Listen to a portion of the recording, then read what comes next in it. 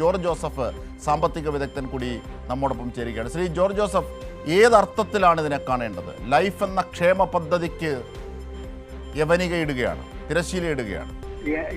Life എന്ന പദ്ധതിയുടെ ഒരു അന്ത്യഘട്ടത്തിലേക്ക് കടക്കുന്നു എന്ന് വേണം നമ്മൾ ഇതിനകത്ത് മനസ്സിലാക്കാൻ. കാരണം ഇപ്പോ ആ രീതിയിൽ അതിനാവശ്യമായിട്ടുള്ള ധനസഹായം ചെയ്യുന്ന കാര്യത്തിൽ നേരത്തെ താങ്കൾ സൂചിപ്പിച്ചതുപോലെ തന്നെ ഈ ഗുണഭോക്താവിന്റെ കൂടി വിഹിതം എന്ന് പറയുന്ന ഒരവസ്ഥയിലേക്ക് വരുന്ന സ്ഥിതി വരുമ്പോൾ തീർച്ചയായിട്ടും പദ്ധതി അക്ഷരാർത്ഥത്തിൽ ഇല്ലാതാകുന്ന ഒരു സ്ഥിതിയിലേക്ക് കാര്യങ്ങൾ പോവുകയാണ്.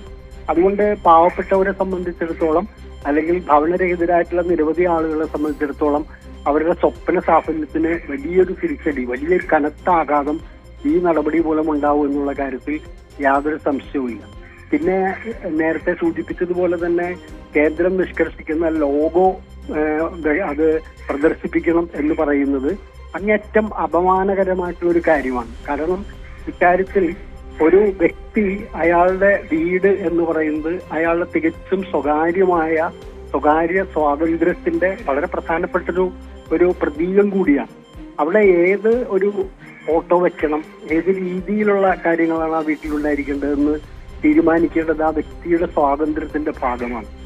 അതിലേക്ക് കടന്നു കയറി പ്രചരണപരമായ രീതിയിൽ അല്ലെങ്കിൽ തങ്ങൾക്ക് PR വർക്ക് ആ വീട്ടിലേക്ക് വരുന്ന ഏതൊരാളും അല്ലെങ്കിൽ ആ വീഡിയോ കാണുന്ന ഏതൊരാളും ഇത് പ്രധാനമന്ത്രി ദാനമായി നൽകിയ ഒരു കാര്യമാണ് എന്ന് ധ്വനിപ്പിക്കുന്ന രീതിയിലുള്ള ലോഗോ പ്രദർശിപ്പിക്കണം എന്ന് പറയുന്നത് അങ്ങേറ്റം പ്രതിഷേധാർഹമായിട്ടുള്ള ഒരു കാര്യമാണ്.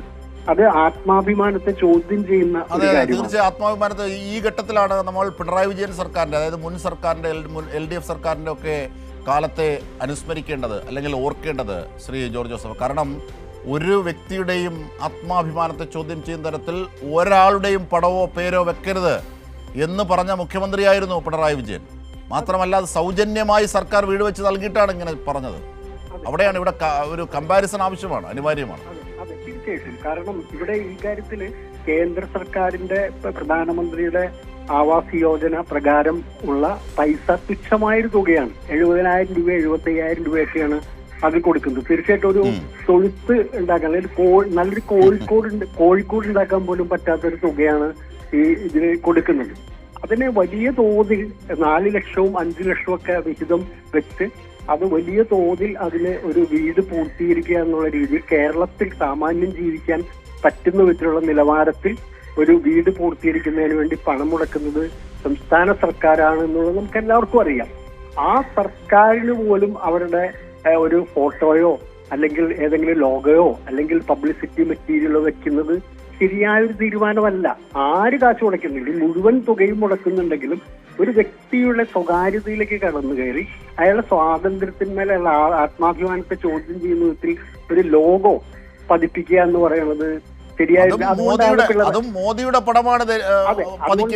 താങ്കൾ സൂചിപ്പിച്ചതുപോലെ തന്നെ പിണറായി വിജയൻ വളരെ വ്യക്തമായി പറഞ്ഞു, അത് ഒരാളുടെയും പടം അവിടെ വെക്കേണ്ടതില്ല. അയാൾക്ക് ഇഷ്ടമുള്ള പടം അയാളുടെ പിതാവിന്റെയോ അയാൾ ആരാധിക്കുന്ന ദൈവത്തിന്റെയോ ഒക്കെ പടം വെക്കുന്നത് അയാളുടെ വ്യക്തിപരമായ കാര്യമാണ്.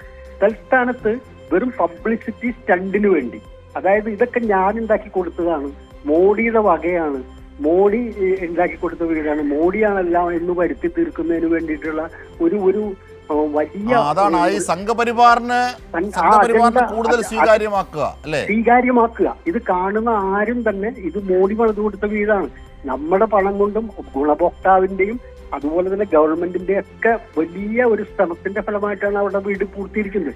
അത് കേന്ദ്ര സർക്കാർ കൊടുക്കുന്നത് തുച്ഛമായ വിരലിൽ എണ്ണാവുന്ന വീടുകൾക്കാണ്.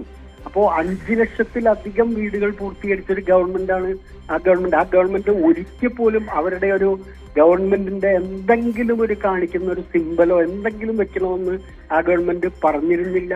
വ്യക്തമായി അത് ആത്മാഭിമാനത്തെ ചോദ്യം ചെയ്യുന്ന നിലപാട് LDF സ്വീകരിച്ചിരുന്നു.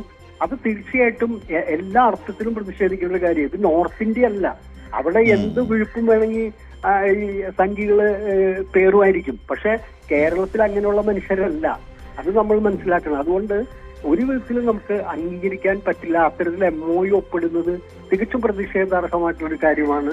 മോഡിയുടെ എന്നല്ല, ആരുടെയും ലോഗോയോ ഫോട്ടോയോ പതിപ്പിച്ചുകൊണ്ടല്ല ഒരാൾ കേരളത്തിൽ ജീവിക്കേണ്ടതെന്നുള്ളത് നമുക്ക് എല്ലാവർക്കും അറിയാവുന്ന ഒരു വസ്തുതയാണ്.